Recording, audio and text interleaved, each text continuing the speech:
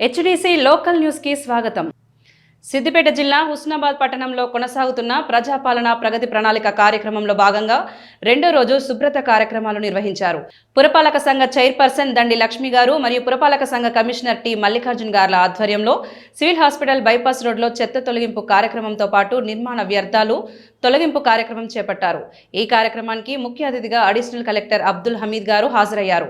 Chairperson, commissioner, కౌన్సిలర్లు, government school విద్యార్థులు, ప్రజాప్రతినిధులు, పట్టణ ప్రజలు, అధికారులు, మెప్మా రీసోర్స్ పర్సన్లు కలిసి చెత్తను తొలగించిన చెత్తను మున్సిపల్ డంపింగ్ యార్డుకు తరలించగా నిర్మాణ వ్యర్థాలను జేసీబీ సహాయంతో తొలగించి దామెరకుంట వద్ద ఏర్పాటు చేసిన సిఎండి కలెక్షన్ పాయింట్కు తరలించారు.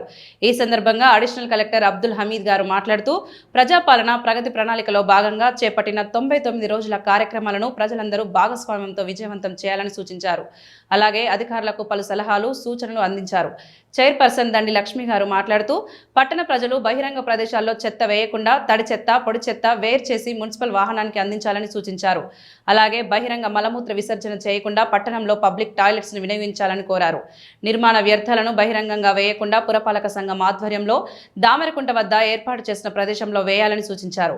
ఈ కార్యక్రమంలో వైస్ చైర్పర్సన్ చిత్తారి పద్మ, కౌన్సిలర్లు చెన్నబోయిన అనుష, బూర్గులత, కొండ రజిత, పిల్లి తిరుపతి, బొలిశెట్టి రాజు, బూక్యా సంపత్, కాశబోయిన సరిత, సావుల మంజుల, పూదరి వరప్రసాద్, బొల్లి శ్రీనివాస్, వైద్యం కిరణ్ ప్రసాద్, గాదపాక రవీందర్, వాల సుప్రజ, బత్తుల స్వరూప, గోపగోని శోభన్ బాబు తదితర ప్రజా ప్రతినిధులు, మున్సిపల్ అధికారులు, వార్డ్ ఆఫీసర్లు, మెప్మా రీసోర్స్ పర్సన్లు మరియు సిబ్బంది పాల్గొన్నారు.